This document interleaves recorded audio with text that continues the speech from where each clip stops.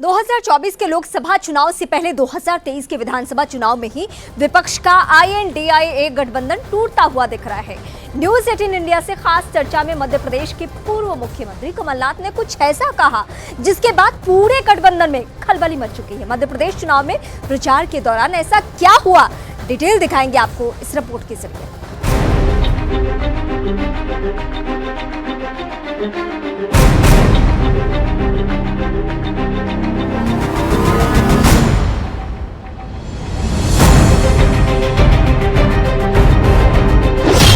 2024 का सपना 2023 में चकनाचूर। कभी कांग्रेस, कभी बीजेपी, कभी कांग्रेस, कभी बीजेपी। मध्य प्रदेश में इंडी अलायंस में पड़ी फूट।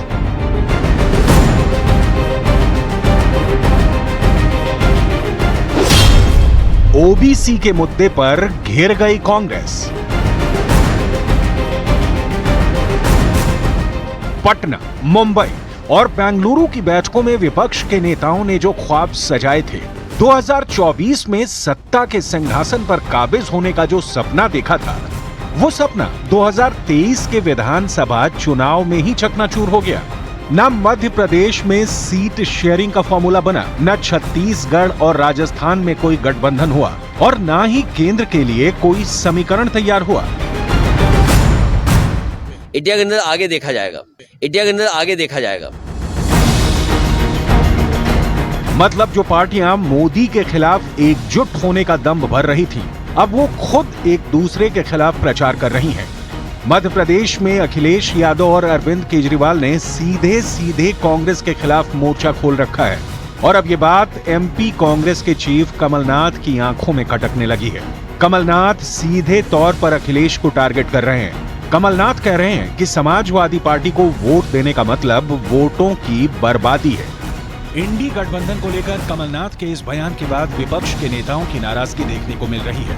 आरजेडी और जेडीयू का कहना है कि भले ही MP में मुकाबला कांग्रेस और बीजेपी के बीच है, लेकिन कमलनाथ को ऐसी बयानबाजी नहीं करनी चाहिए।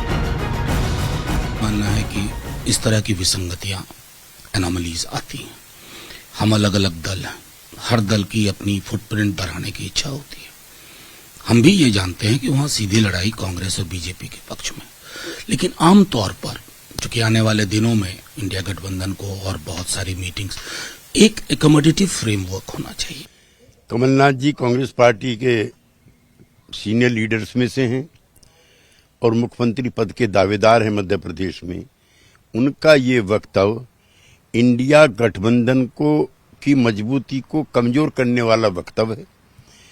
इंडिया गठबंधन का बड़ा नेता होते हुए उन्हें किसी सहयोगी साथी पार्टी के बारे में निंदनात्मक, आलोचनात्मक टिप्पणी नहीं करनी चाहिए। इंडिया अलायंस फॉर्म होता है और आपकी और अखिलेश जी की शायद कोई बात हुई होगी, लेकिन अखिलेश यादव अब कांग्रेस के खिलाफ प्रचार कर रहे हैं और वो कह रहे हैं कि कांग्रेस को वोट देना एक तरह का धोखा है।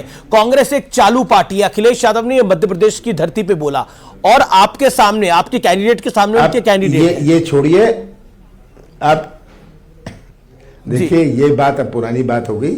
हमारी बातचीत हुई थी, सीटों का प्रश्न नहीं था, कौन सी सीटें। हमारा दोनों का लक्ष्य था कि हम बीजेपी को हराएं। जो सीटें वो चाहते थे, जहां से वो चाहते थे वहां से बीजेपी को हरा नहीं सकते थे, तो इसलिए ये समझौता नहीं हो पाया। कोई बात नहीं, पर ये चुनाव बीजेपी और कांग्रेस का है।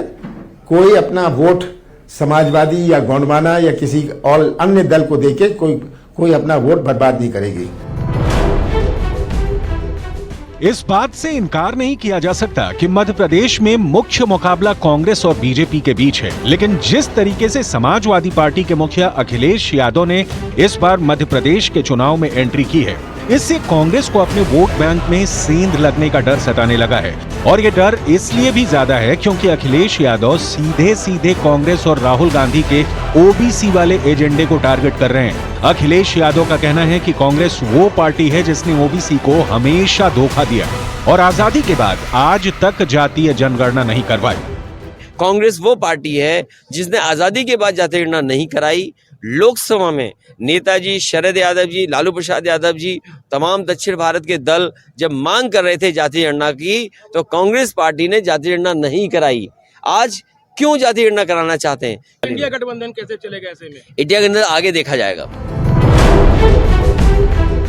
मध्य प्रदेश के चुनाव में कांग्रेस के नेता राहुल गांधी ने ओबीसी का मुद्दा उठाकर वोट बैंक को सेट करने की कोशिश की थी, लेकिन अखिलेश यादव ने कांग्रेस के इस प्लान पर पानी फेर दिया। दूसरी तरफ एमपी के सीएम शिवराज सिंह चौहान ने भी ओबीसी के मुद्दे पर कांग्रेस को घेरा। शिवराज सिंह चौहान ने पूछा कि वर्षों तक मध्य प्रदेश में कांग्रेस का शासन रहा, लेकिन तब कांग्रेस ने किसी भी ओबीसी को मुख्यमंत्री क्यों नहीं बनाया? वर्षों तक उनकी पार्टी का शासन रहा मध्य प्रदेश में, कितने ओबीसी प्रधानमंत्री बने और मध्य प्रदेश में किस ओबीसी को मुख्यमंत्री बनाया? मध्य प्रदेश के चुनाव में ओबीसी इतना बड़ा मुद्दा क्यों है? आगे बढ़ने से पहले इस बात को भी समझ लीजिए। मध्य प्रदेश की लगभग 50% आबादी ओबीसी वर्ग से ही आती है। ओबीसी आरक्षण को लेकर मध्य प्रदेश में लंबी सियासत होती आई है। मध्य प्रदेश चुनाव में ओबीसी वर्ग का वोट निर्णायक भूमिका निभाता है। प्रदेश की 72 सीटों पर ओबीसी की आबादी 40% से भी ज्यादा है। 2018 के विधानसभा चुनाव में ओबीसी वर्ग ने कांग्रेस का साथ दिया था। ओबीसी बाहुल्य 72 में से 43 सीटों पर कांग्रेस पार्टी ने जीत दर्ज की थी। अब कांग्रेस कह रही है कि अगर सरकार बनी तो जातीय जनगणना की जाएगी। गौर करने वाली बात है कि इस बार बीजेपी ने ओबीसी वर्ग के 68 नेताओं को टिकट दिया है, जबकि कांग्रेस ने 59 प्रत्याशियों को ओबीसी वर्ग से मैदान में उतारा है। मध्य प्रदेश का चुनाव इस वक्त सबसे दिलचस्प मोड़ पर है। कौन जीतेगा, कौन हारेगा, इस बार अच्छे पॉलिटिकल पंडित इस बात का जवाब नहीं दे पा रहे हैं। लड़ाई बीजेपी और कांग्रेस के बीच है, लेकिन समाजवादी पार्टी, बहुजन समाज पार्टी और आम आदमी पार्टी तीनों मध्य प्रदेश के चुनाव में पूरी ताकत के साथ प्रचार कर रही हैं। इशारा साफ है, कांग्रेस भले ही अभी एकला चलो की रणनीति पर काम कर रही है। अगर कांग्रेस का यही रवैया लोकसभा चुनाव को लेकर भी रहा तो विपक्षी गठबंधन में बंटवारा होना पक्का समझिए।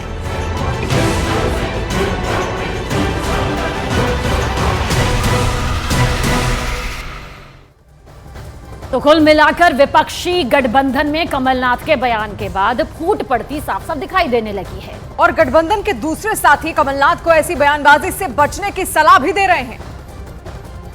देखिए, कांग्रेस ने कभी भी अपने सहयोगी दलों का सम्मान नहीं किया। उनसे सहयोग जरूर लिया, पर जब उनके सहयोग की बात आई तो पल्ला झाड़ लिया। ये कांग्रेस का चरित्र रहा। तो मुझे कोई आश्चर्य नहीं, जब ये गठबंधन बना था तभी हमने कह दिया था कि ये स्वार्थों का गठबंधन है और जिस दिन स्वार्थ पूरे हो जाएंगे कांग्रेस के गठबंधन टूट जाएगा। आप देख रहे हैं नीतीश कुमार अलग आलाप गा रहे हैं और अखिलेश अलग आलाप में राग गा रहे हैं, तो सब अलग अलग आलाप में राग गा रहे हैं। देखते हैं कि किस प्रकार की मोहब्बत या किस प्रकार का आपस में गठजोड़ है इनका। असल में क्या है कि ये सिर्फ मोदी जी का विरोध करने इसलिए गठजोड़ करते हैं। वो गठजोड़ की 3 बैठकें, उसका बैठक भी नहीं हुई। आज कमलनाथ कह रहे हैं कि सपा का वोट देना होता कि आप वोट खराब करेंगे। और थोड़े दिन पहले अखिलेश यादव ने क्या कहा था वह भी सबको याद है कि चिरकुट लोग हैं सबके सब। असल में यही अखिलेश यादव गए थे भीख का कटोरा लेकर कमलनाथ के सामने, कमलनाथ ने भीख डालने से मना कर दिया। अब इसमें आपस में खींचतान है, ना असल में नेता है, ना नीति है, ना सोच है।